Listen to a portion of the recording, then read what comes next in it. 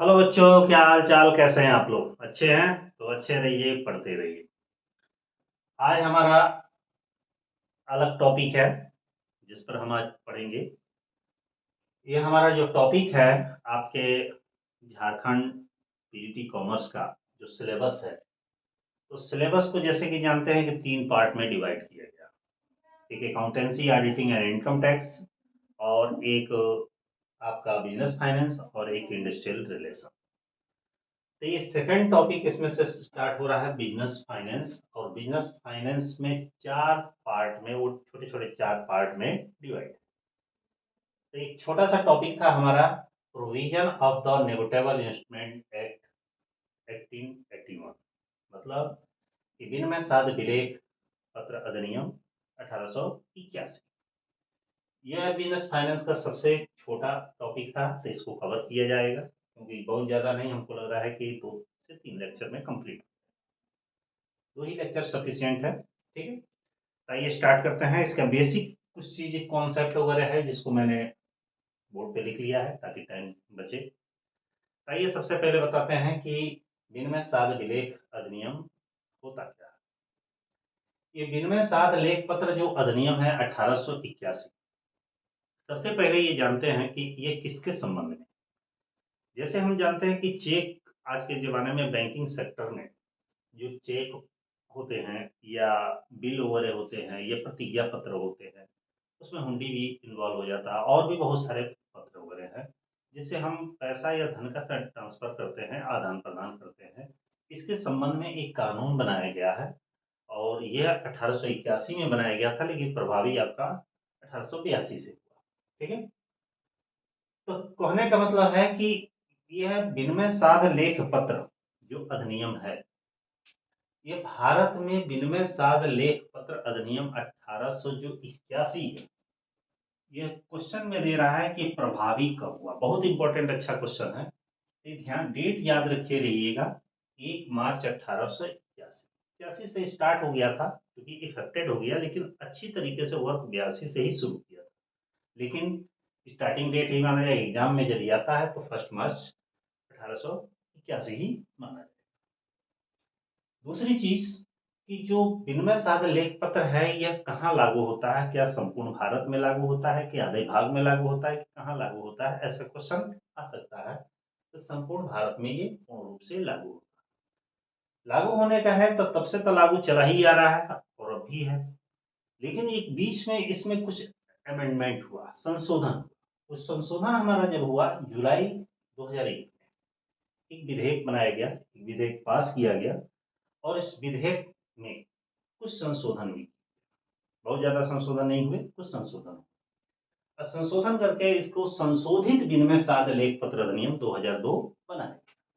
जो अमेंडमेंट हुए मतलब संशोधन हुए, उसमें कुछ महत्वपूर्ण बिंदु उन संशोधनों के बारे में लिखे हैं, लेकिन आपके जो सिलेबस में जो दिया गया है, जैसा कि मैं देख रहा हूँ, ये 1881 के बारे में ही पढ़ना है, न कि इस संशोधन के बारे में, क्योंकि टॉपिक का नाम आपका है provision of the negotiable instrument act 1881।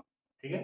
1881 के बारे में ही पढ़ना है, न कि 2002 के बारे में। लेकिन फिर भी आज पहला लेक्चर है, इसलिए मैं बेसिक इसको मैं बता दे रहा हूँ। जो 2002 में संशोधन हुए, यहाँ डिटेल में लिखे हैं कि इसमें निम्न संशोधन हुए। क्या संशोधन हुए? पहला संशोधन ये हुआ है कि यदि कोई अपराध है, माने इससे रिलेटेड, विनिमय साध लेख पत्र से रिलेटेड कोई अपराध है, और उस अपराध में ऐसी व्यवस्था की गई है कि उसका दंड पहले से 1 वर्ष था, उस दंड की को बढ़ाकर 2 वर्ष कर दिया। पहला प्रावधान। दूसरा है कि पेयी द्वारा, सेकंड है पेयी द्वारा ड्रॉवर को, मतलब ड्रॉई द्वारा ड्रॉवर को, ड्रॉई कौन होगा? पेयी होता है, कभी कभी नहीं भी होता है।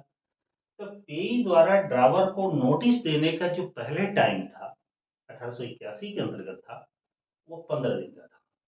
उसको बढ़ाकर इस प्रावधान के अंतर्गत, इस संशोधन के अंतर्गत 30 दिन कर दिया। अगला कह रहा है कि न्यायालय के संज्ञान में होने पर, मतलब कोई ऐसी अपराध या ऐसी जानकारियां या ऐसे समझिए कि विवाद जो न्यायालय के संज्ञान में है, तो न्यायालय को ये पूरा अधिकार है कि वो अपने विवेकाधिकार का प्रयोग कर सकता है। अगला है कि न्यायालय द्वारा सम्मन के संबंध में यही नियम बनाया गया कि सम्मन देखते होंगे कि बाई हैंड भी जाता है, स्पीड पोस्ट जाता है, लेकिन सबसे ज्यादा वैलिड कौन माना जाता है? स्पीड पोस्ट, जो डाक से जाता है, पोस्ट ऑफिस से।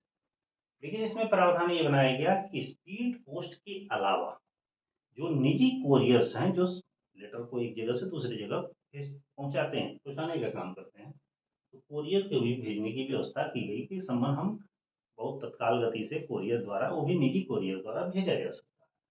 अगला एक और दिया गया है इसमें प्रावधान कि किसी भी प्रकार के मामले को निपटाने के लिए इसमें संक्षिप्त विवरण का भी प्रावधान किया गया है कि उसको शॉर्टकट में समरी करके बताइए, उस पर फाइनल डिसीजन देकर इस मामले को निपटा दिया जाएगा।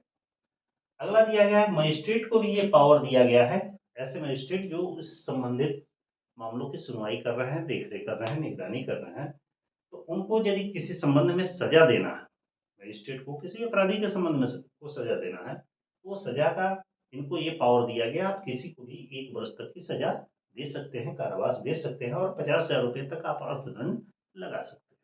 ये पावर मजिस्ट्रेट को दिया गया।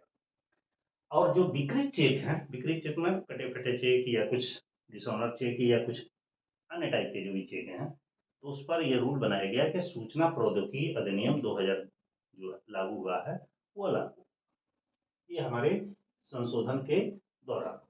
अब सीधे फिर से चले आइए आप कहाँ पे? विनिमय साध लेख पत्र। अब जानिए कि विनिमय साध लेख पत्र होता क्या है।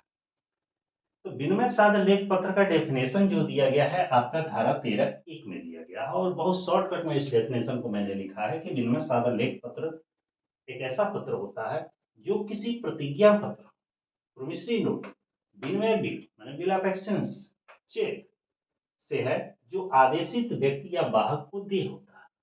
मतलब इन ऐसे पत्रों से है, जो ऊपर नाम लिखे गए हैं, जो आदेशित व्यक्ति या वाहक को दे होता है, मतलब उसको देना रहता है।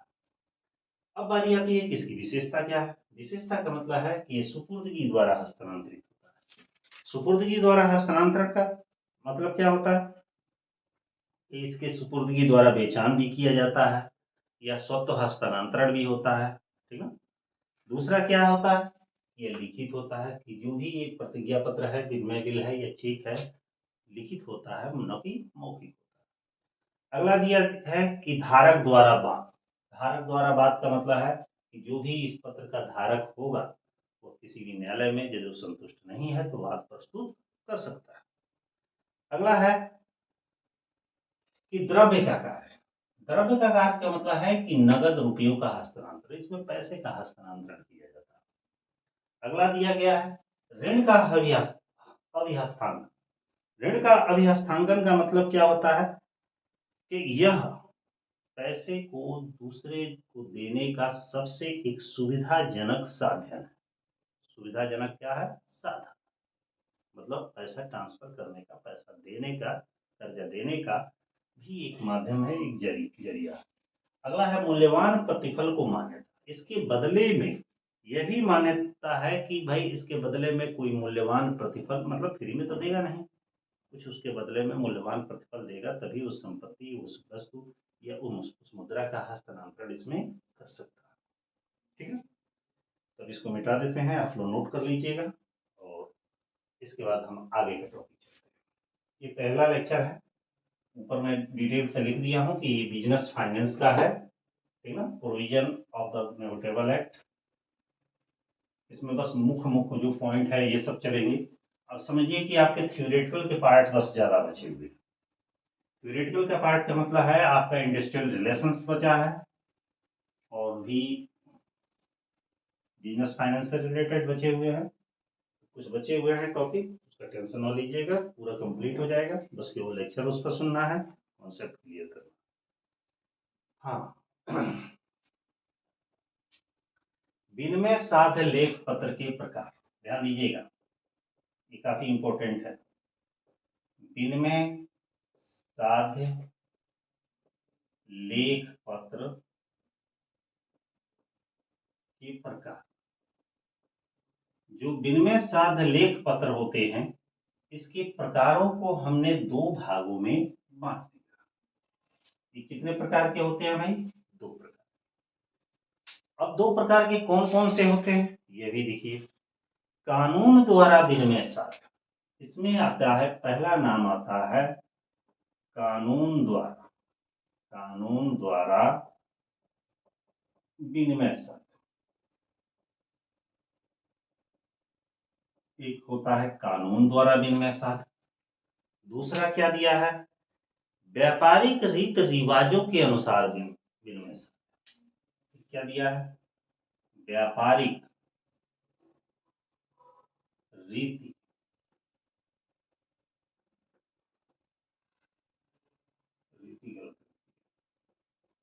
रीति रिवाजों के अनुसार विनिमय साध, विनिमय साध। ध्यान दीजिएगा, विनिमय साध लेख पत्र को कितने भागों में बांटा गया है, 2 भागों। एक कानून के द्वारा, माने कानून के अंतर्गत विनिमय साध लेख पत्र कितने टाइप के होते हैं और कौन कौन से होते हैं, और व्यापारिक रीत रिवाजों के अनुसार विनिमय साध कौन कौन से। ध्यान दीजिएगा,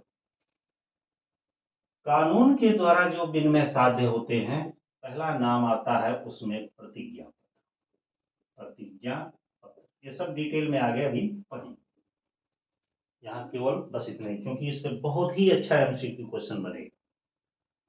दूसरा हमारा आता है विनिमय बिल, विनिमय बिल। तीसरा हमारा आता है चेक, और चौथा आता है हमारा ये हुंडी। चूंकि ध्यान दीजिएगा, हुंडी को शामिल नहीं किया गया था, लेकिन बाद में इसको भी शामिल कर लिया गया। ये हमारे आते हैं 4 ऐसे विनिमय साध्य पत्र हैं जो कानून के अंतर्गत मान्य है। अब व्यापारिक रीत रिवाज के अनुसार कौन कौन से पत्र हैं, माने जो बिजनेस के थ्रू चलते हैं। पहला नाम दिया है लाभांश पत्र। पहला नाम क्या दिया गया है, लाभांश पत्र। दूसरा हमारा दिया गया है, कौन कौन सा है भाई, शेयर पत्र। अगला क्या दिया गया है, ऋण पत्र। अब यहाँ शेयर पत्र का मतलब अंश पत्र। उसके बाद दिया गया है मनी ऑर्डर, मनी ऑर्डर। फिर क्या दिया है, पोस्टल ऑर्डर, पोस्टल ऑर्डर। ये हमारे व्यापारिक रीत रिवाज के अनुसार। और भी है, जहाजी बिल्टी है, और सर्कुलर नोट है, जहाजी बिल्टी है, सर्कुलर नोट है,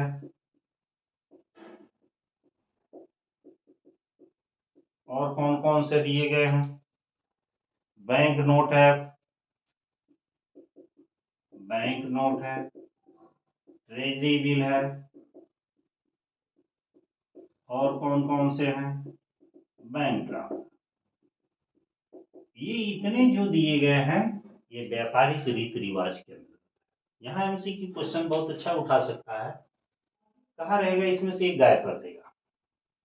पूछा रहेगा कौन कानून के अंतर्गत विनिमय साध लेख पत्र नहीं है, कोई और नाम देगा, उधर से उठा के इसमें डाल देगा।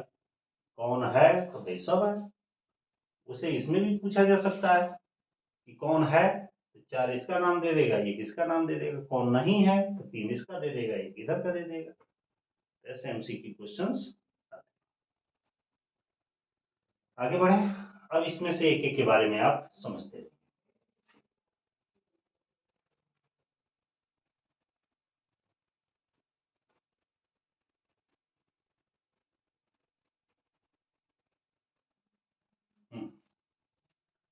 सबसे पहले चलते हैं प्रतिज्ञा पत्र के बारे में।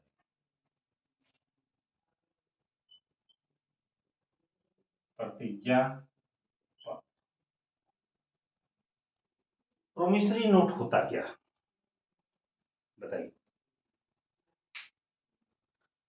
प्रोमिसरी नोट होता क्या, और इसका उल्लेख किस सेक्शन में किया गया। प्रतिज्ञा पत्र का उल्लेख जो किया गया है, ये नोट कर लीजिएगा, आता है धारा 4 के। और बारी आती है कि प्रतिज्ञा पत्र वास्तव में होता क्या है। तो भाई प्रतिज्ञा पत्र ये क्या होता है? लिखित पत्र होता है। जितना भी ये दिख रहा है सब लिखित ही पत्र होते हैं, मौखिक कोई नहीं होता, लिखित पत्र होता है। और उस पर लिखने वाले के जो होते हैं हस्ताक्षर होते हैं। जैसे मान लीजिए एक कागज है, उस पर कुछ लिखा हुआ है तो लिखित पत्र है। जिसने भी लिखा उस पर उसके हस्ताक्षर। और जो उसमें दिए हुए किसी धनी को उसके आदेशानुसार या वाहक को बिना किसी शर्त के उसमें लिखित निश्चित रकम देने की प्रतिज्ञा करता है। मतलब एक कागज का टुकड़ा, उस पर कुछ लिखा रहेगा। क्या लिखा रहेगा वो आगे का डेफिनेशन। लेखक के हस्ताक्षर।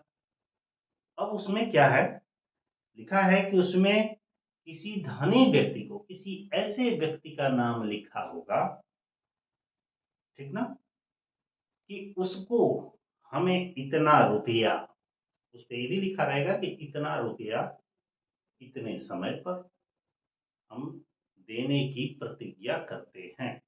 या ऐसे लिखा भी हो सकता है, किसी धनी व्यक्ति को, माने किसी पाने वाले को, किसी के आदेशानुसार, माने कोई आदेश देता है कि भाई फला को दे देना, तो वो उस पत्र में लिखता है कि मैं उनके आदेशानुसार फला आदमी को इतना रुपया देने की प्रतिज्ञा करता हूँ।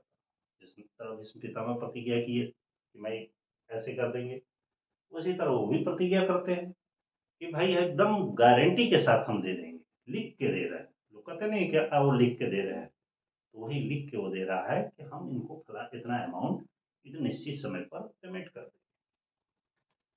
तो कैसे लिखेंगे? प्रतिज्ञा पत्र एक लिखित पत्र है।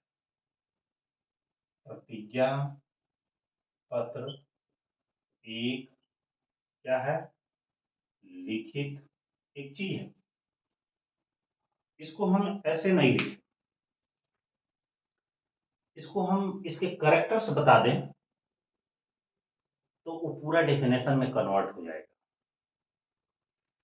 ठीक है, आइए बता रहे हैं। डेफिनेशन 4 में यह दिया गया है, क्योंकि जानते हैं कभी भी किसी का भी डेफिनेशन यदि नहीं याद हो रहा है, उसके छोटे छोटे टुकड़े कर दीजिए, वो हो जाएगा करेक्टर। करेक्टर मीन्स विशेषता, लक्षण। और जब उस पूरी विशेषता को आप ऐड कर देंगे तो वो हो जाएगी उसकी परिभाषा या डेफिनेशन। तो सबसे पहले जानते हैं कि जो प्रतिज्ञा पत्र क्या होता है? एक लिखित पत्र। फर्स्ट स्टेप में है प्रतिज्ञा पत्र एक लिखित पत्र। लिखित पत्र। दूसरा क्या है? दूसरा दे रहा है कि इसमें किसी भुगतान का वचन दिया जाता है। क्या दिया जाता है? इसमें दे रहा है कि भुगतान का वचन होता है। मतलब कोई अमाउंट पेमेंट करने की, इस बात की गारंटी दी जाती है कि हम पेमेंट कर देंगे। और क्या होता है? यह शर्त रहित होता है। शर्त रहित होता है। शर्त रहित होता है का मतलब क्या है? इसमें कोई कंडीशन नहीं रहता है कि ना ऐसा करेंगे तभी पेमेंट करेंगे, ऐसा कोई कंडीशन नहीं होता। और क्या होता है? सबसे बड़ा चीज इस पर है कि इस पर लेखक के क्या होते हैं? हस्ताक्षर होते हैं। हस्ताक्षर होते हैं। जो इसको लिखता है वो नीचे अपना दस्तखत, सिग्नेचर करता है। और क्या होता है कि इसमें भुगतान किसी निश्चित व्यक्ति को किया जाता है। किसको किया जाता है? भुगतान किसी निश्चित व्यक्ति को किया जाता है। देखिएगा ये सबका डेफिनेशन लगभग लगभग एक जैसा मिलेगा, थोड़ा थोड़ा सा अंतर रहेगा। और क्या होता है? और क्या होता है? ऐसा भी हो सकता है कि भुगतान किसी के आदेशानुसार आदेशानुसार भी होता है। ये इसकी सब विशेषता है। और क्या होता है?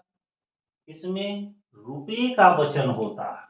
और क्या होता है, इसमें रुपए का वचन होता है। रुपए का वचन मतलब पैसा देने का वचन होता है। और एक और चीज है कि इसका मुद्रांकन होता है। क्या होता है, मुद्रांकन होता है। मुद्रांकन होता है। मुद्रांकन होने का मतलब क्या हो गया, उस पर एक रसीद टिकट लगी हो तभी ना वैलिड होगा। तो ये हमारे प्रतिज्ञा पत्र।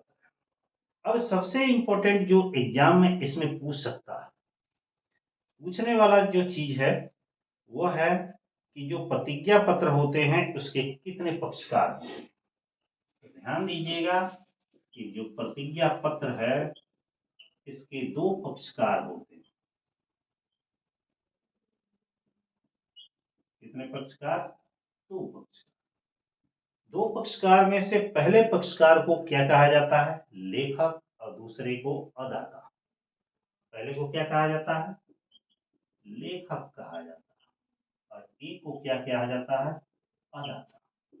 इसको कहा जाता है मेकर, इसको कहा जाता है पे, या दूसरी भाषा में अकाउंट की लैंग्वेज में यदि आते हैं तो इसको ड्रॉवर और इसको ड्रॉयर। ठीक है ना, ठीक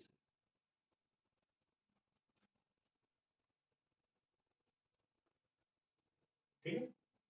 ड्रॉवर का मतलब होता है कि यह प्रतिज्ञा पत्र लिखेगा। लेखक का मतलब होता है कि प्रोमिसरी नोट, ये लिखने वाला होता है, लिखने वाला होता है।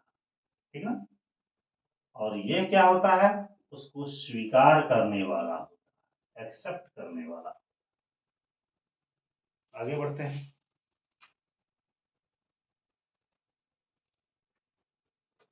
एक और बहुत बारीक क्वेश्चन, जो प्रतिज्ञा पत्र है अर्थात हमारा प्रोमिसरी नोट है, ये नोट कर लीजिएगा।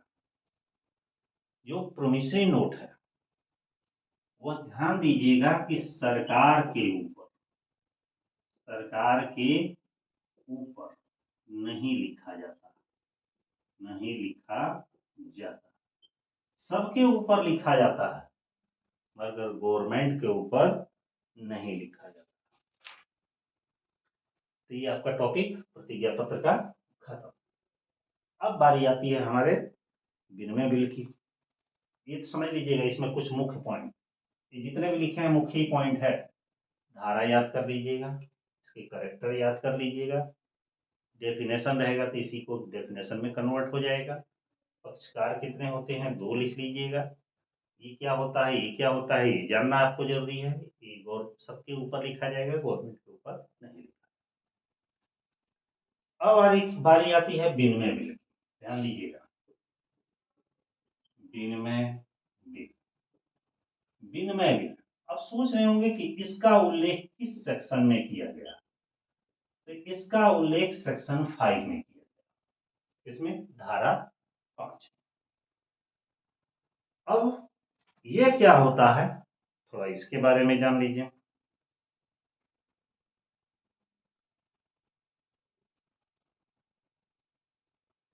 फिर क्वेश्चन में हमारा आया कि इसकी विशेषता परिभाषा के संबंध। विनिमय साध लेख पत्र अधिनियम की धारा 5 के अंतर्गत ये कहा गया है कि जो विनिमय बिल होता है वो लिखित पत्र होता है, ठीक उसी तरह जिस तरह इसमें लिखित पत्र। और क्या होता है, उस पर लिखने वाले के हस्ताक्षर होते हैं। देखिए इसका, चेक का और उसका लगभग तीनों का डेफिनेशन और करेक्टर एक ही जैसा है, बहुत बारीक पॉइंट में अंतर है। ये क्या होता है, विनिमय बिल, यह एक लिखित पत्र है। विनिमय बिल भी लिखित पत्र है। अब इसकी विशेषता लिखते हैं। विनिमय बिल क्या है, एक लिखित पत्र, एक लिखित पत्र। दूसरा क्या होता है, इस पर लेखक के हस्ताक्षर होते, हस्ताक्षर होते। इस पे भी लेखक के हस्ताक्षर थे। और क्या होता है भाई, कि जो विनिमय बिल होता है वह एक आज्ञा पत्र होता है, आज्ञा पत्र होता है। ध्यान दीजिएगा, इसमें ऐसा कंडीशन नहीं था, यही आपको पकड़ना है, बाकी तो सब एक जैसा। फिर क्या है, यह शर्त रहित होता है। क्या होता है, ये भी शर्त रहित होता है और वो भी शर्त रहित होता है। और क्या विशेषता है, चार हुआ। अगला, किसी विशेष व्यक्ति को लिखित रकम चुकाने की आज्ञा दी जाती है। इसमें क्या होता है, किसी विशेष व्यक्ति को लिखित रकम चुकाने की आज्ञा दी जाती है, आज्ञा दी जाती है। मतलब उस पर जिसका नाम लिखा रहेगा, लिखने वाला उसको कहेगा कि भाई तुम पैसा एकदम दे दो, पेमेंट जल्दी से करो या फला व्यक्ति को कर दो या खाते में जैसे भी हो जमा करा दो। और क्या होता है, यह भी मुद्रांकन होता है, इसका मुद्रांकन किया जाता है मतलब इस पर भी रसीदी टिकट लगेगा। इसमें थोड़ा सा चेंज था, इसमें थोड़ा, बाकी तो सब डेफिनेशन वैसे ही। अब यहाँ पे एक भी क्वेश्चन बचता है कि इसके पक्षकार की बात। जिस तरह प्रतिज्ञा पत्र में हमारे दो पक्षकार होते हैं, लेखक और अदाता, उसी तरह हमारे विनिमय बिल में तीन पक्षकार। कितने पक्षकार होते हैं, तीन पक्षकार। वो तीन पक्षकार कौन कौन से होते हैं, सबसे पहला होता है लेखक, इसको हम आहर्ता भी बोलते हैं, अंग्रेजी में इसको ड्रॉवर बोला जाता है। और दूसरा कौन होता है, स्वीकारकर्ता, या इसको देनदार भी कहा जाता है, आहारी। देनदार, स्वीकारकर्ता या आहारी, ये तीनों नामों से जाना जाता है, जिसको अंग्रेजी में इसको ड्रॉई बोला जाता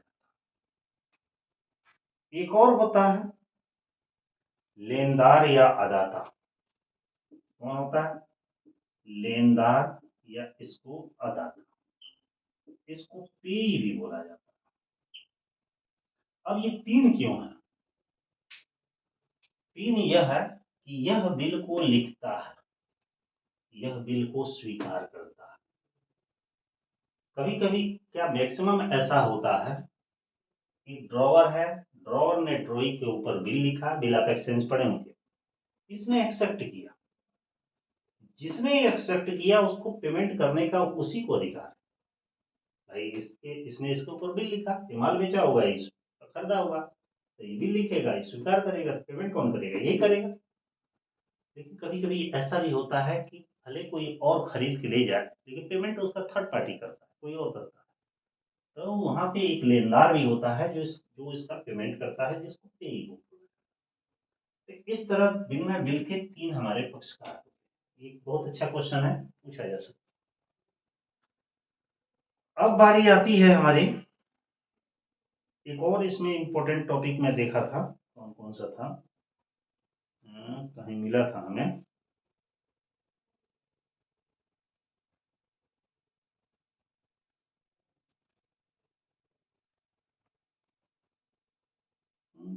अब याद नहीं आ रहा, चलिए ठीक है, इसको रहने दीजिए, ये हो गया।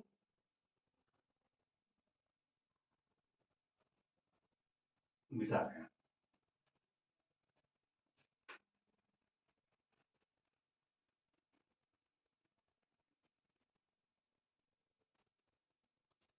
और तीसरा एक नाम आता है चेक का।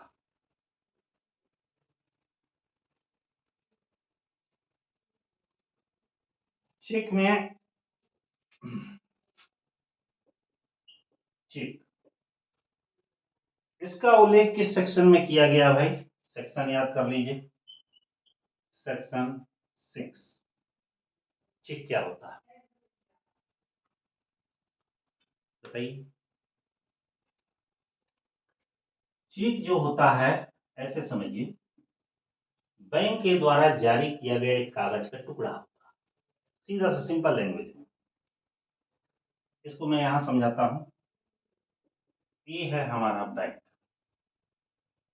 ठीक है, और इस बैंक के दो कस्टमर, ये हो गया हमारा ग्राहक ए और ये हो गया आपका ग्राहक बी, ठीक। दोनों का बैंक में खाता है। जब यह ग्राहक का लेन देन कुछ बड़ा है, बैंक से कहा कि भाई कैश ट्रांजेक्शन हम ज्यादा नहीं कर पाएंगे, हमको चेक इशू कर। इसने क्या किया, चेक का एक गड्डी बंडल इसको दे दिया। अब इसको पेमेंट जब करना रहेगा, एक चेक पर लिखेगा, साइन करेगा, फाड़ेगा, और वो चेक का कागज का टुकड़ा इसको पहुंचा। मान लीजिए इसने इससे कुछ खरीदा तो भाई पेमेंट करेगा ही, और जब पेमेंट करेगा तो इसको चेक पकड़ा दिया। तो ध्यान दीजिएगा, बैंक ने चेक दिया इसको, इसने चेक दिया इसको। अब वो कागज लेकर कहाँ, चेक लेकर कहाँ जाएगा? सीधे जाएगा वो अपने बैंक, कहेगा भाई ये चेक मिला है हमको और हमको पेमेंट कर दीजिए। अब क्या होगा?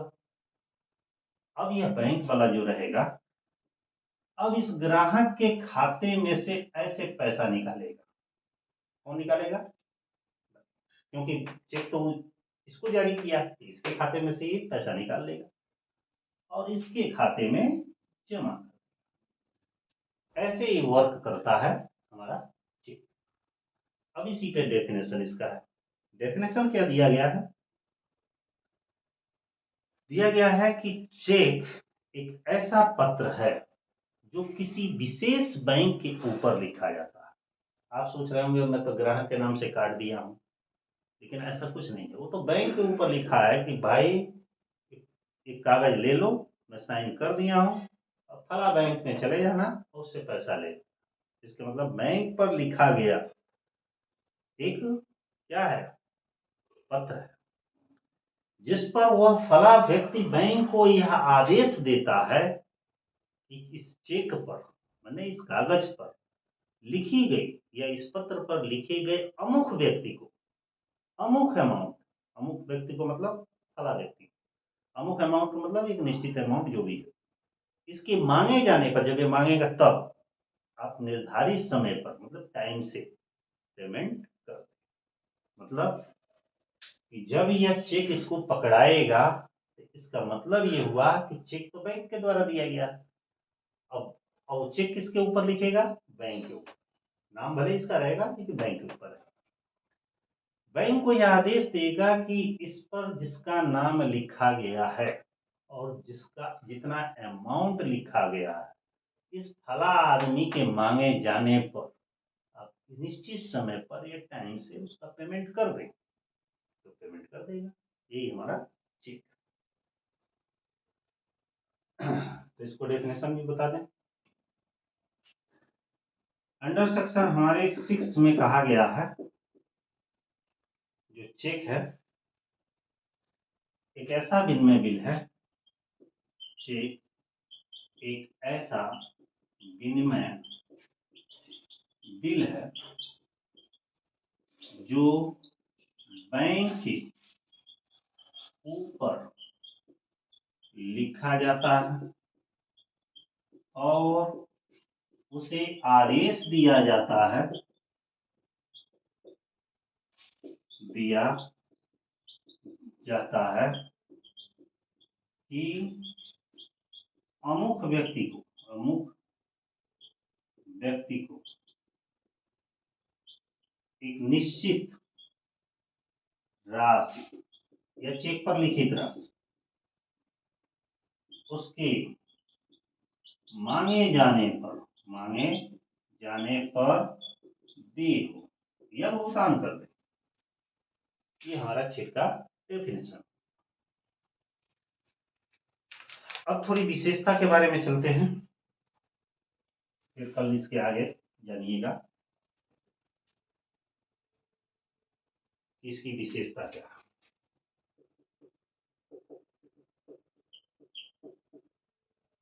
बहुत बड़ा टॉपिक नहीं है, छोटा ही टॉपिक है। विशेषता में देखिए, जो चेक होता है वो विनिमय बिल के समान होता है।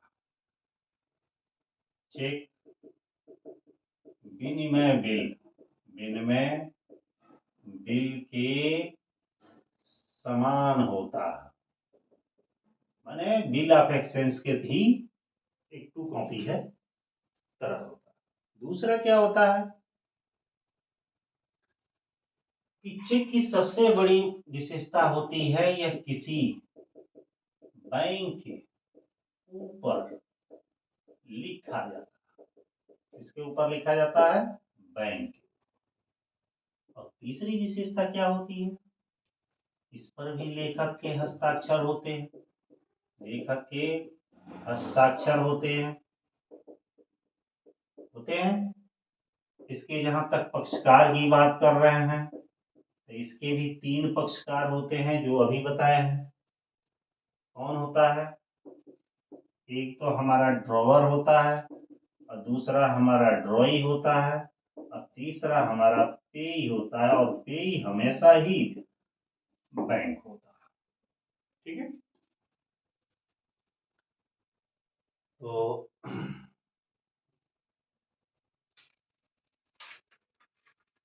और कौन कौन से है टॉपिक देख ले कितना है, फिर इसको कल भी चलाना है। चलिए ठीक है, फिलहाल इतना ही रहने दे रहे हैं, ठीक ना। अब इसके आगे जानेंगे आप क्या, ये भी बता दे रहे हैं कि जो चेक होते हैं वो कितने प्रकार के होते हैं, चेक का रेखांकन कैसे किया जाता है, चेक का अनादरण कैसे होता है, ठीक ना, चेक का पृष्ठांकन कैसे होता है, रद्द कैसे होता है, ठीक ना। ये सारी चीजें आप अगले टॉपिक में पढ़ेंगे। ठीक है, तो फिलहाल आज का लेक्चर बस यहीं पे खत्म कर रहे हैं। थोड़ा बेसिक कॉन्सेप्ट आप इसके बारे में जानेंगे, बहुत ज़्यादा नहीं है, मेरे ख्याल से मुश्किल से एक लेक्चर हो गया, तो एक या 2 और लेक्चर मिलेगा। छोटा टॉपिक है क्योंकि बिजनेस फाइनेंस में 4 पार्ट में दिए गए हैं। ठीक है, पढ़ते रहिए मन लगा के। All the best.